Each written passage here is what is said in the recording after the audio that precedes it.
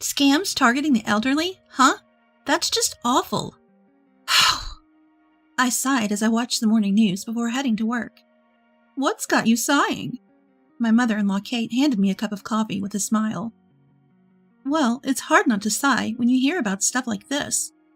The TV was covering malicious door-to-door sales and grandparent scams targeting seniors. I've heard rumors that these scams are on the rise around here, so it's hard not to worry. Oh, are you worried about me? I'm only 68, you know, and I'm pretty sharp. It's great that you feel young. But Mom, you're so laid back. It's a bit concerning. Kate let out a reluctant, well, at my husband's joke. Another peaceful day in our home.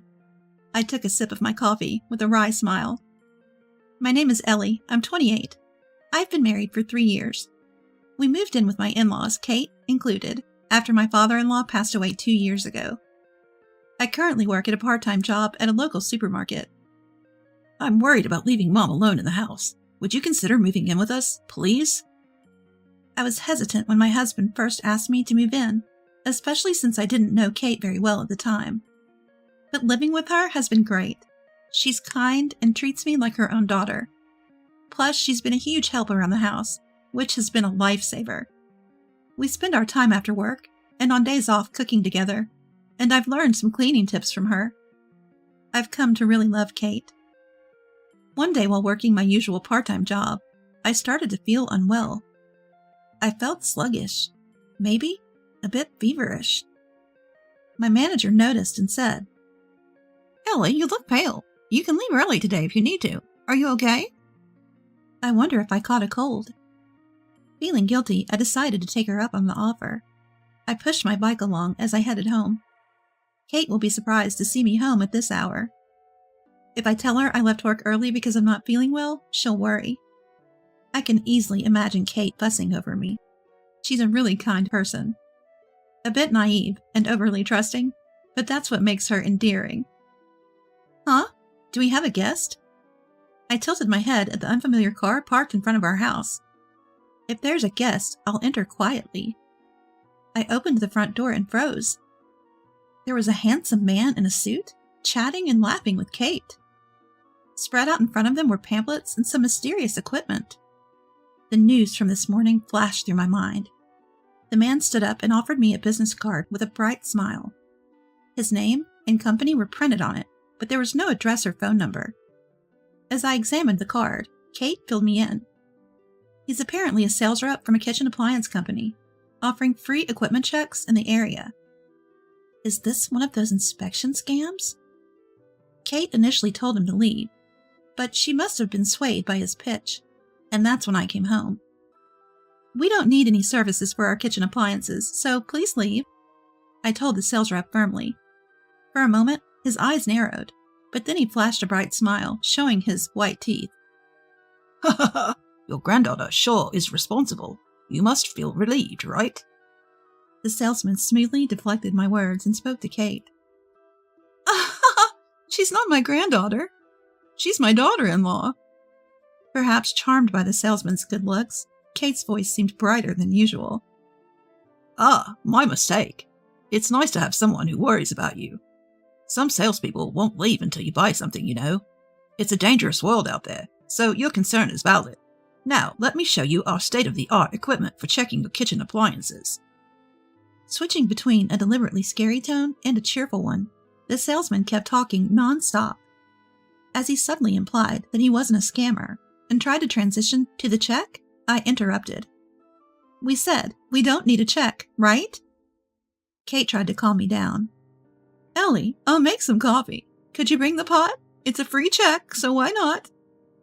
Before I could object, Kate insisted. Please. I made it clear that the salesman should not enter the house. You can do the check at the entrance, right? I'll bring the pot, so please wait here. Feeling uneasy about the ever-smiling salesman, I went to get the pot. I took the opportunity to call my husband, but he didn't answer, probably because he was at work. So I sent him a message. Left work early due to feeling unwell and found a suspicious salesman at the door. He won't leave even though I've asked him to. Simply type and send. I felt relieved when I saw that he had read the message As I was fiddling with my phone, Kate peeked into the room. "I'll help you carry the pot." I instinctively hid my phone behind my back. "Kate, let's just ask the salesman to leave." I mustered the courage to speak, but Kate just laughed it off.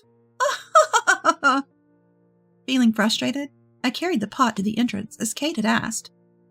The salesman was leisurely sipping the coffee Kate had made.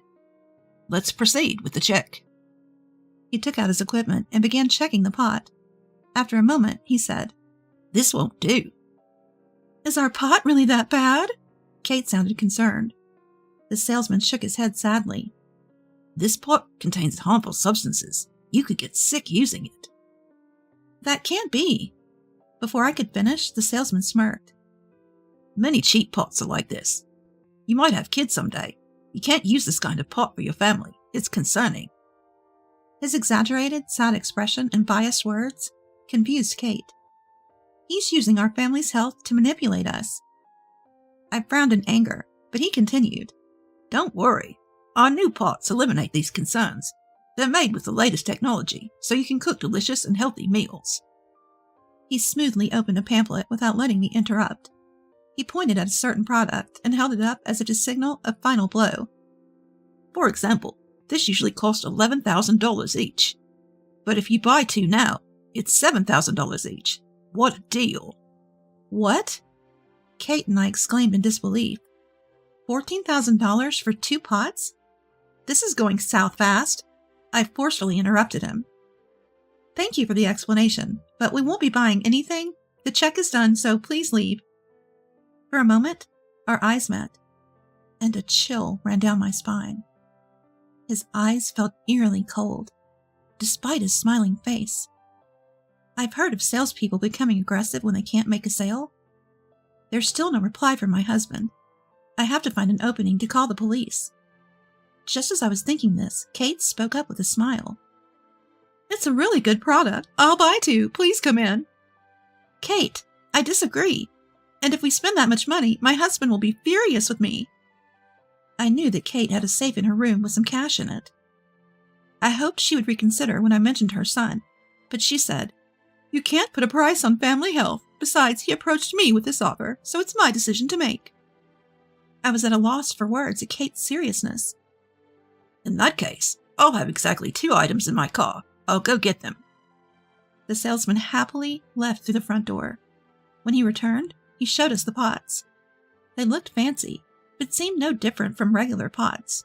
Reading my thoughts, the salesman said, "It may look like an ordinary pot, but it's made with a special process. It cooks faster and contains no harmful substances." Kate was nodding as she touched the pot. "I see." "Here's the contract." He handed the contract to Kate, assuming she had already decided to buy. "Just sign here. You can read the rest after I leave." He was so casual about the contract after being so enthusiastic about the product. Wait a minute. Reading the contract after you leave is absurd. And is there a cooling off period? The salesman smirked, as if mocking us. "Do you really want to hinder a decision made for your family's health?" He didn't answer my question. I should have researched the cooling off period more thoroughly. Oh, already. If this is the case, I should have looked into it. It's a system I've heard a lot about, but I realized that it's meaningless if I don't properly understand it. Maybe I should really report this. There's still no word from my husband, and even if Kate gets mad at me, I have no other choice.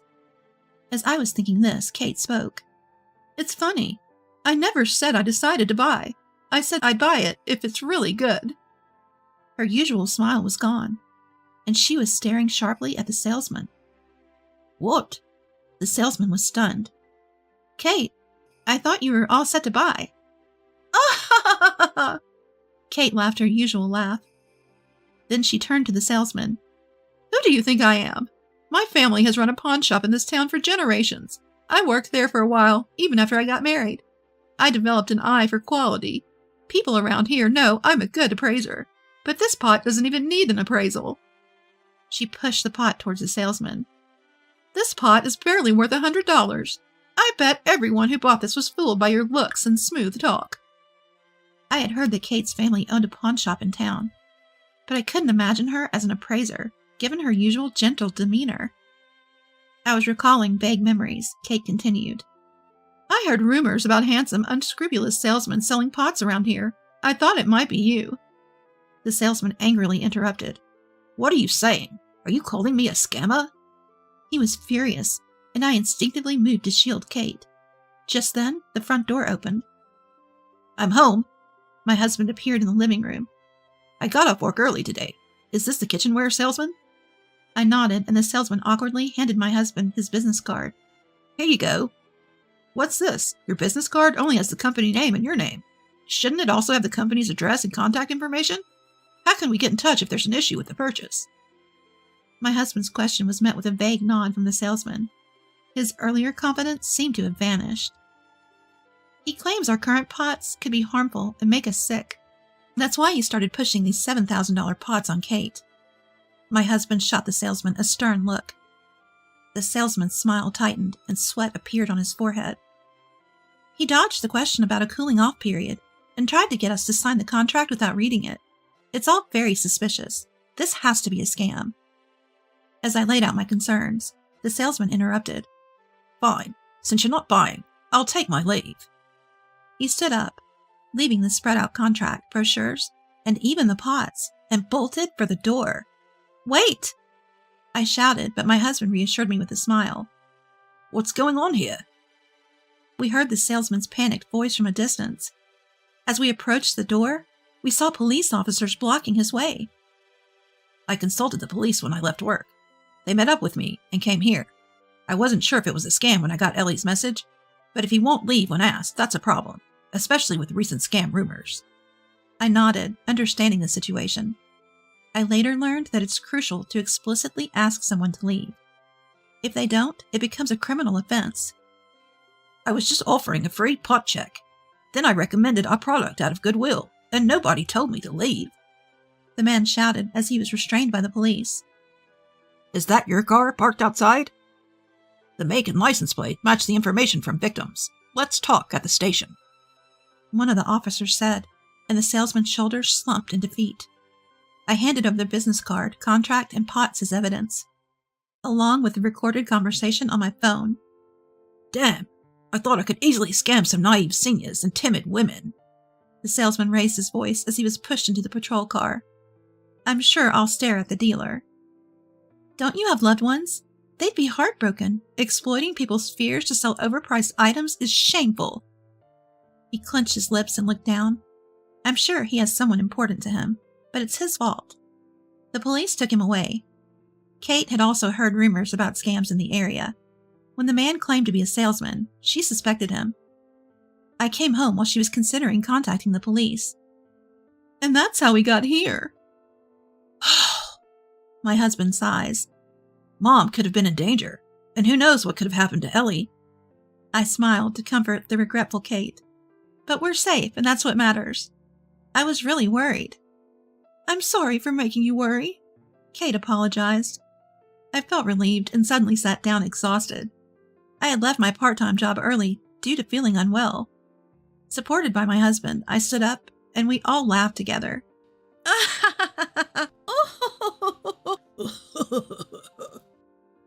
A few weeks later, we learned from the police that the man was indeed the scam artist rumored in the area. He had successfully scammed several households, so he should face appropriate punishment. Also, I found out I was pregnant. The day the unscrupulous dealer came to my house, I felt that my physical condition had changed, which was apparently an early symptom of pregnancy. The family health the scam artist mentioned was indeed important, but exploiting that concern is unforgivable. In a world filled with all sorts of people, we'll teach our unborn child to live strongly without losing oneself.